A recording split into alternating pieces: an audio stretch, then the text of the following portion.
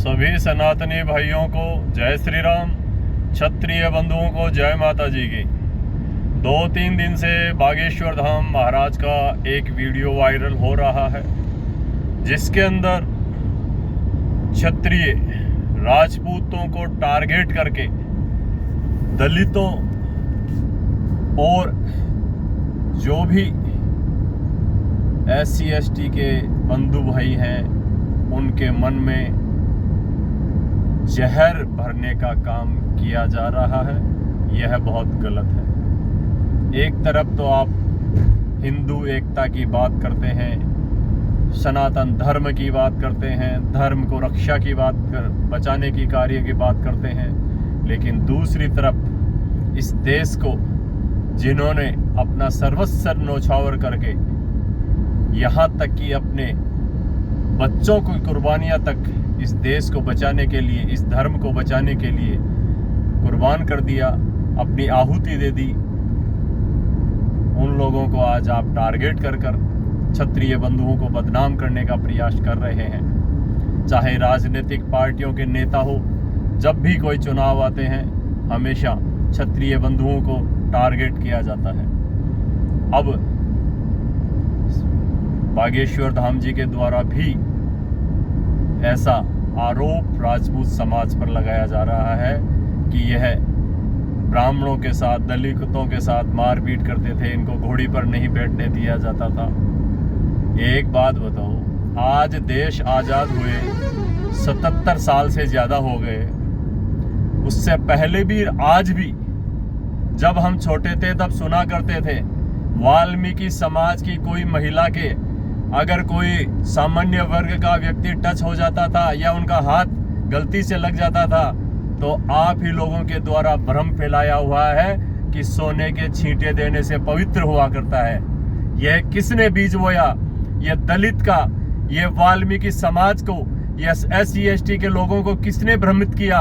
सब जानते हैं। इसलिए बागेश्वर धाम महाराज जी, आपसे निवेदन है कि राजपूत समाज ने इस देश और धर्म को बचाने के लिए जो कुर्बानियां दी हैं, अपने प्राणों की आहुतियों के साथ साथ अपनी धन संपदा भी इस देश के लिए न्योछावर कर दी।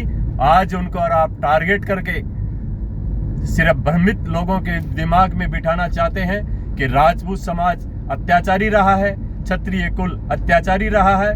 ऐसे बदनाम करने की कोशिश ना करें। आज भी अगर कहीं पर भी किसी व्यक्ति को संरक्षण नहीं मिलता है, मदद नहीं मिलती है, तो वह लास्ट में राजपूत समाज या क्षत्रिय बंधु जहां पर है उनसे संपर्क करता है और अपने न्याय की गुहार करता है। आज देश आजाद होने के बाद भी आप ऐसी घटिया सोच रखते हैं, राजपूत समाज को टारगेट करके उनको बदनाम करने का प्रयास कर रहे हैं। लेकिन अब यह बर्दाश्त नहीं होगा। बहुत ज्यादा टारगेट समय के साथ साथ कभी राजनेताओं ने तो कभी कभी अब आप जैसे महात्माओं ने भी करना शुरू कर दिया। आज अगर ब्राह्मण की सबसे ज्यादा कोई इज्जत करता है तो वह सिर्फ और सिर्फ क्षत्रिय बंधु है, राजपूत समाज है, जो आज भी आपको महाराज कहकर घर में आते हैं तो आपको चरण स्पर्श करते हैं, आप लोगों का मान सम्मान करते हैं। और दूसरी तरफ आप राजपूत समाज को बार बार में टारगेट करके क्या जताना चाहते हैं? एक तरफ तो देश को हिंदू एकता का नारा देते हैं और दूसरी तरफ जो क्षत्रिय कुल है, जो क्षत्रिय कौम है, जो राजपूत समाज है, उनको आप तोड़ने का काम कर रहे हैं। कहीं न कहीं आप नफरत के बीज बो रहे हैं। यह नफरत के बीज बोना बंद करें। वाल्मीकि समाज के अगर पढ़े लिखे व्यक्ति मंदिरों में पूजा क्यों नहीं कर सकते? इसका जवाब है आपके पास।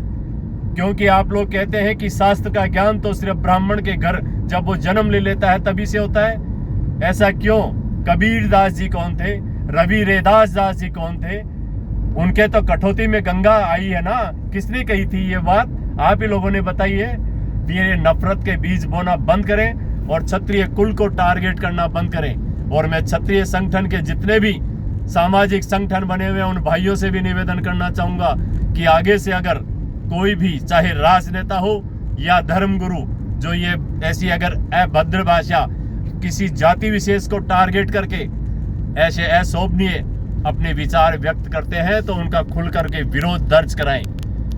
मैं श्री राष्ट्रीय राजपूत करणी सेना दहेज विरोधी इकाई कार्यकर्ता दिलीप सिंह महरौली, राजस्थान, जयपुर से। जय श्री राम।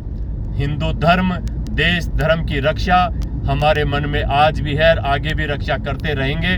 और पिछले का इतिहास उठा के देख लो, आज तक पीछे भी अगर किसी ने कुर्बानियां दी हैं तो वह सिर्फ क्षत्रिय कुल ही है, जिन्होंने अपनी मान सम्मान, देश, धर्म को बचाने के लिए अपना सर्वस्व न्योछावर कर दिया। तो ऐसी अनगढ़ बयानबाजी बंद करें।